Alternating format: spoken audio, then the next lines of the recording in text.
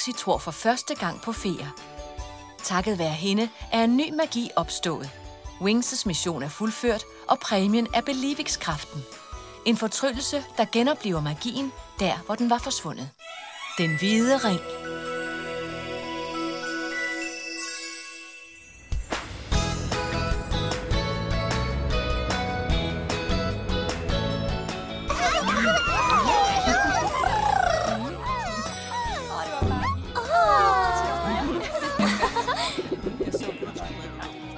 Undskyld, frøken, men tilbyder det skønhedspleje til grislinger? Selvfølgelig. Vi tilbyder skønhedspleje til alle vores fækæledyr. Tag det roligt. Han gør ikke noget. Den der var grøn og lille faktisk. Det er vist min tur nu. Det er skønne dyr. Må jeg se nogle flere? Ja da, gå bare ind. Showet skal lige til at begynde. Det skal det være. Og her har vi en skøn kåbe til kolde aftener. Den er lavet af antifrysstof. Jo koldere det er udenfor, jo varmere har man det indenfor. Man behøver ikke at stryge dem. De bliver ikke beskidte. Og hvis de går i stykker, så syr de sig selv sammen.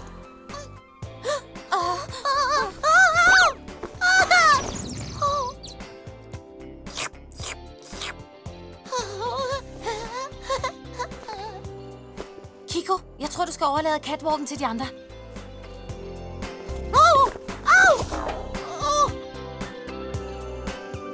Der kommer meget mere, mine damer og herrer. Og nu, her er Chico og Tiger.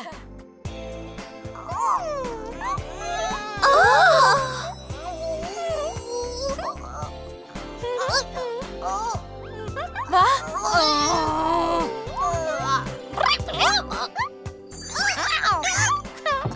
De er så sjove, og deres tøj er virkelig nuttet. Det må du nok sige. Min killing er vild med det.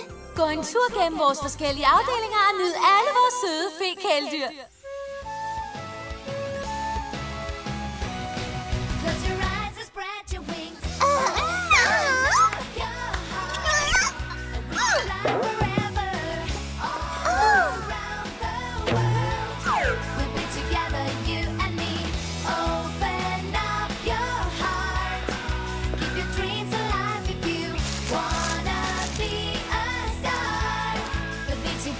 Det er så artigt.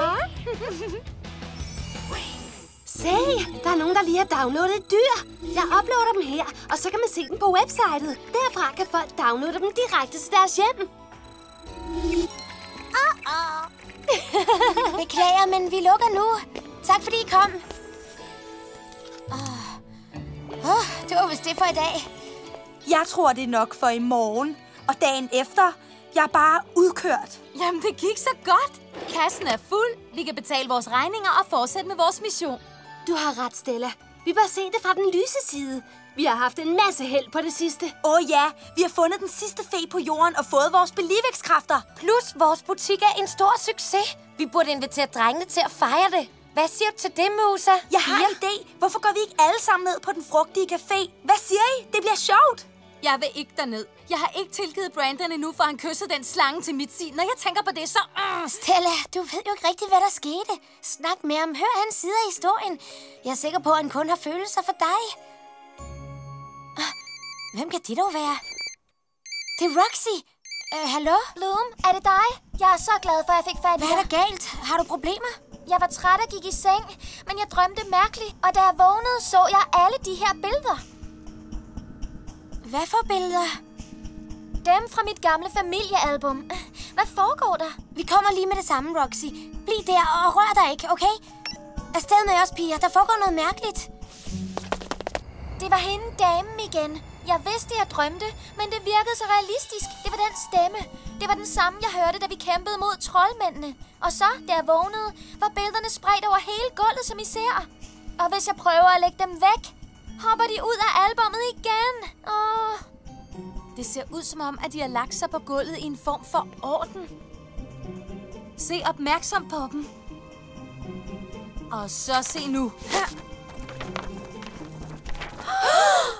De ligger i samme orden som før. Det kan ikke være tilfældigt. Roxy, hvad ved du om det hus? Det var et smukt hus på landet. Jeg plejede at holde ferie der sammen med mine forældre, da jeg var lille. Jeg kan huske, det var smadret sjovt. Hvis de drømme, du havde, og de her billeder har et budskab, er der måske et spor i det hus, der kan føre os til noget, vi skal vide. Ikke, piger? Jo! Okay, her er camperen, vi lånte på værkstedet til jer. Er I sikre på, at I ikke vil have noget hjælp? Hvem kan egentlig køre? Jeg kører! På Solaria ville de slet ikke lade mig køre noget som helst. De siger, at jeg ikke har nogen retningssans. Hvad er det så end er for noget? Jeg ser, I har klædt jer på efter forholdene. Flot turisttøj. Tak for det, Sky. I har sådan noget flot tøj. Jeg har ikke noget at tage på. Hvad? Det glemte jeg.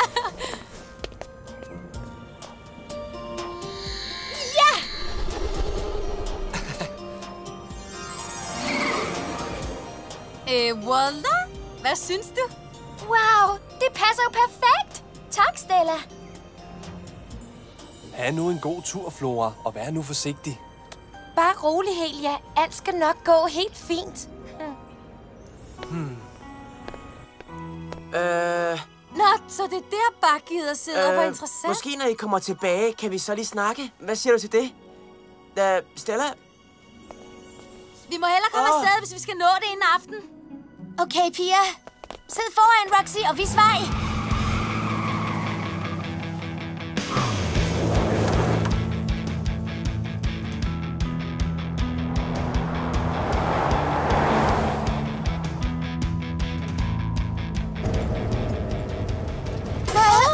Stella, kunne du ikke køre lidt mere lige ud? Og prøve at undgå hullerne. Det er ikke min skyld. Der er noget galt med camperen. Den kan næsten ikke køre lige. Du er næsten kørt galt 6 gange. Lad Leila køre. Lad Leila køre! Slap nu af, Stella. Det vigtigste er, at vi når sikkert og hurtigt frem, ikke? Jeg kører skam smadret godt. Det er bare den her planet, der har for mange snodede veje. Her slutter vejen. Vi er nødt til at fortsætte på hesteryg. Vi kan lege hestene her. Er I sikre på, at I vil op til Batsons gård? Hvem er ham der, Batson? Den nye ejer. Han købte gården for nogle år siden, og han er en værre bandit. Tak for oplysningen. Afsted!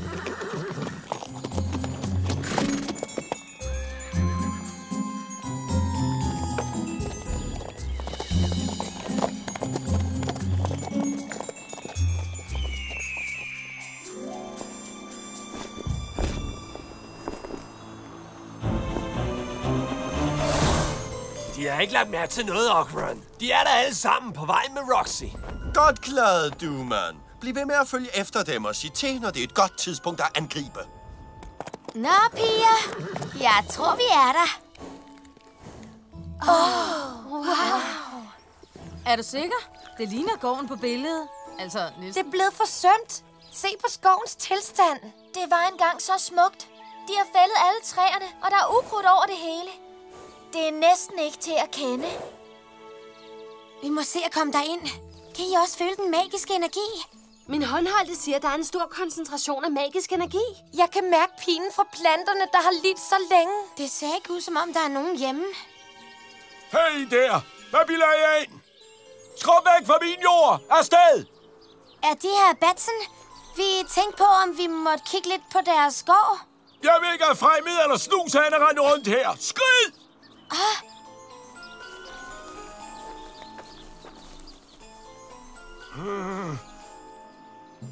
Hvis vi ikke slipper ind på den gård, finder vi aldrig ud af, hvad det budskab til Roxy var. Vi er altså nødt til at slippe forbi krybet Batson. Planterne fortæller mig, at det var ham, der fældede alle træerne. Lad os slippe af med ham med en fortrydelse. Vi kan lade ham sove i en uge. Jeg lader som om, jeg ikke hørte det der. Selvom vi ikke kan lide herr Batson, kan vi ikke tvinge ham til at gøre noget, han ikke vil. Lad os bruge vores belivningskræfter, så vi kan overtale ham til at lukke os ind. Du har ret. Alting ville være meget lettere, hvis han vidste, at vi var feer. Men det vil ikke virke.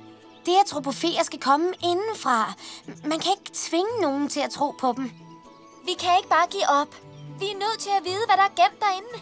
Bare rolig, Roxy. Vi skal nok finde på noget. Det gør I vist ikke, lille fe. Troldmændene i den sorte cirkel. Troede I kunne slippe væk fra os? Tag Roxy og tvær de andre ud. Men hvordan fandt de os? Det er lige meget. Det, der tæller, er, at vi har nye kræfter.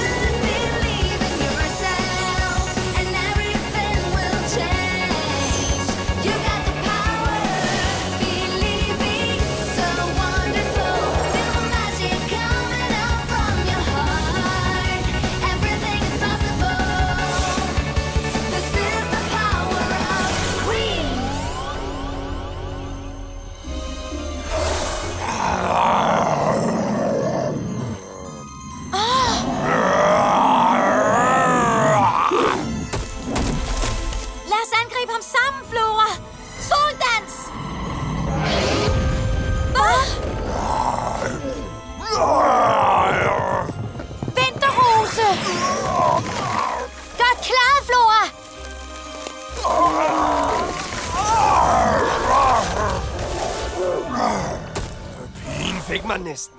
Så er det din tur, Gandlos.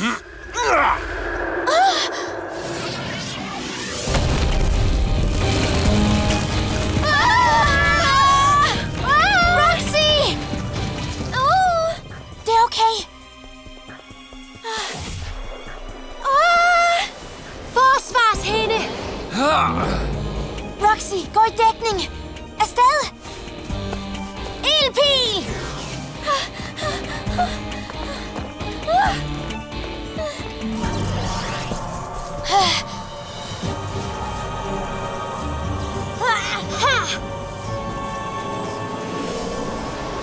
Slut kredsen! Slut jer sammen! Modstand er forgæves. Ingen kan besejre troldmænd i den sorte cirkel.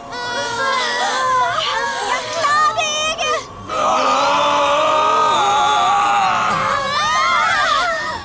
Gå hen og gør det af med dem. Kom, piger. Lad os gøre små og gemme os på gården. Freestyle Mini-Wings!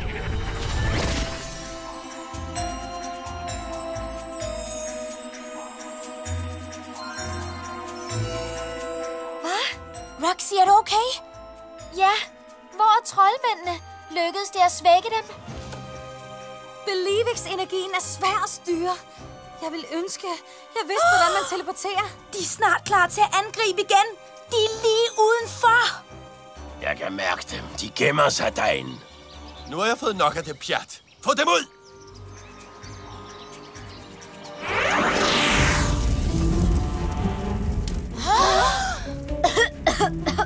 Åh nej, ikke røg!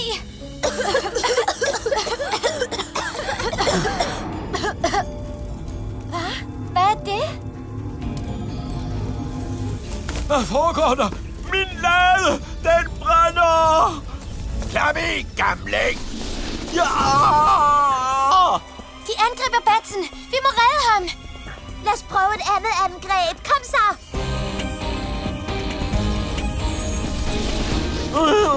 Lad ham være i fred! Der kommer en kraftig energi ud af denne her. Jeg kan vide... Nej, Hva? se hvem der er her. Og hvad er det, du har der? Ved jordens flamme. Det er umuligt.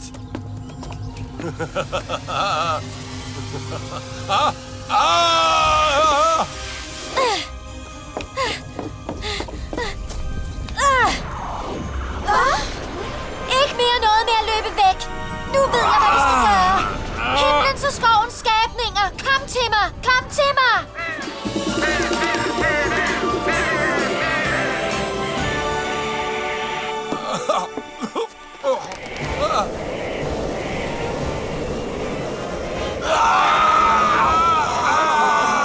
Gå væk! Når hun har den hvide ring, er den pige for stærk.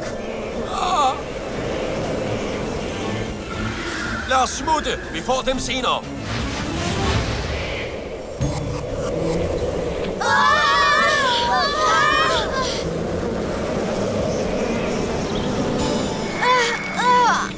Roxy, du klarede det. Du slog troldmændene på flugt. Du var utrolig. Hvor fandt du den tingest? Den lå i laden, der brænder. Ogren prøvede at tage den, men den ville ikke lade ham røre den. Den hvide ring har en masse magisk energi. Er det den, vi har ledt efter? Min lade! Kom og hjælp mig! Det klarer jeg. Morphix-bølgen forhindrer ilden i at sprede sig. Jeg absorberer ildens energi med en flammende rustning. Hvad?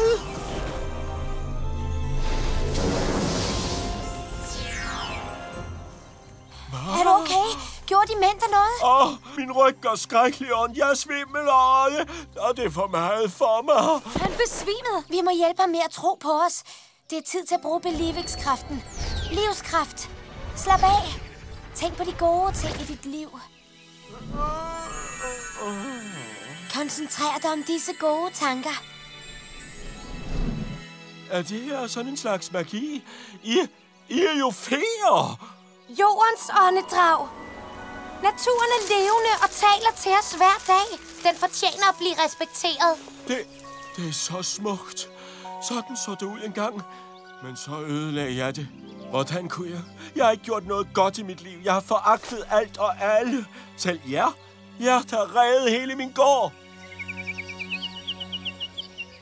Hvordan kunne jeg tage så meget fejl? Tænk bare på, at nu har du chancen for at ændre dig og rette op på dine fejltagelser i fortiden. Det her er din jord. Respekter den. Ja, det vil jeg gøre. Jeg vil være et bedre menneske, og jeg vil behandle alting med respekt. Tak. Tak. Tak, fordi du tror på os, Batson. Vi må hellere komme tilbage til Gardenia og hvile os lidt. Jeg passer på den her for dig, Roxy, okay? Vi har jo en stor aften foran os på den frugtige café, ved I nok, piger. Vi får brug for vores skønhedssøvn. Det må du nok sige. Ved I hvad, piger? Jeg tror, at jeg tager med. Ja, hvorfor skulle jeg blive hjemme, bare fordi Brandon serverer der? Jeg kan da sagtens mure mig alligevel. Selvfølgelig kan du det, Stella, men tror du ikke, du bør give ham en chance til? Nå, ja, måske så er du ret. Farvel, hr. Batson, og pas godt på dem selv og deres gård. Farvel! Endelig kan vi slappe lidt af. Lad os nyde det, piger. Det er fed musik.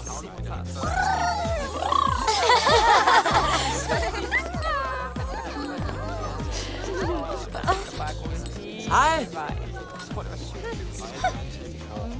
Hey. Hvad?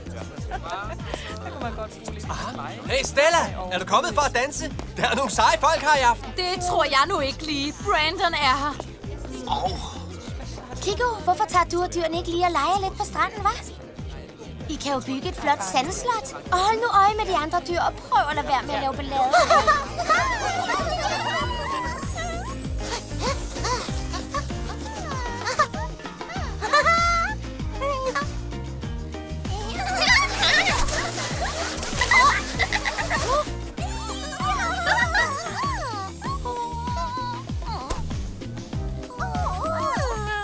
Kan du lide at være her, Nabu? Det kan du tro, Layla. Jorden er et fascinerende sted, men det bedste er at være sammen med dig. Hej! Hej!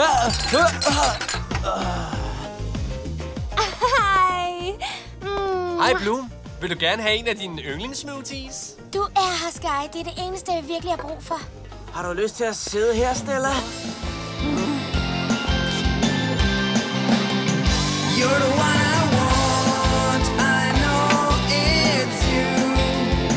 Hej, Mitzi. Har du set, hvem der er? Det er jo ham Brandon, du er så vild med. Ja, han er her. Men der er Stella. Hun siger, de er forlovet, men lad os nu lige se med det. Hvad?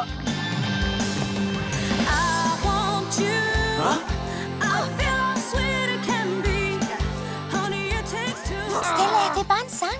Bare en sang? Hvor våger hun? Det er kun mig, der synger for Brandon.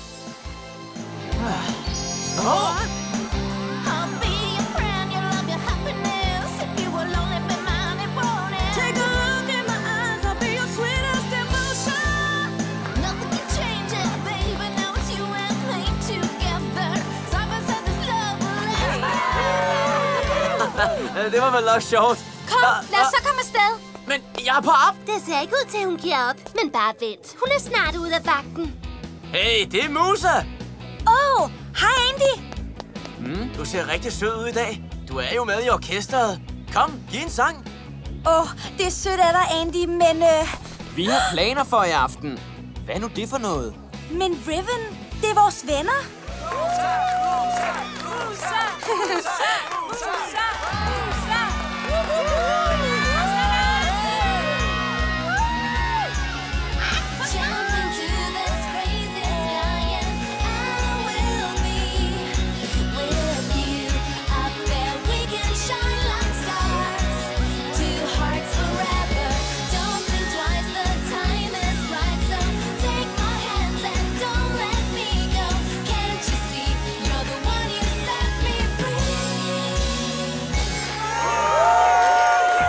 Musa er vel nok god, hva'? Ja, hun har sådan en dejlig stemme. Spiller du på noget? Hvad med dig, Marker? Vil du lære det? Nej tak. Men Layla elsker at danse. Nå, ja, men... Jeg spiller gerne til på gitaren. Lidt latin, måske? Hvorfor ikke? Måske bliver det skægt. De morer sig rigtig nok her, hva'? Kom nu bare, dans. Kun med dig, Nabu. Hva?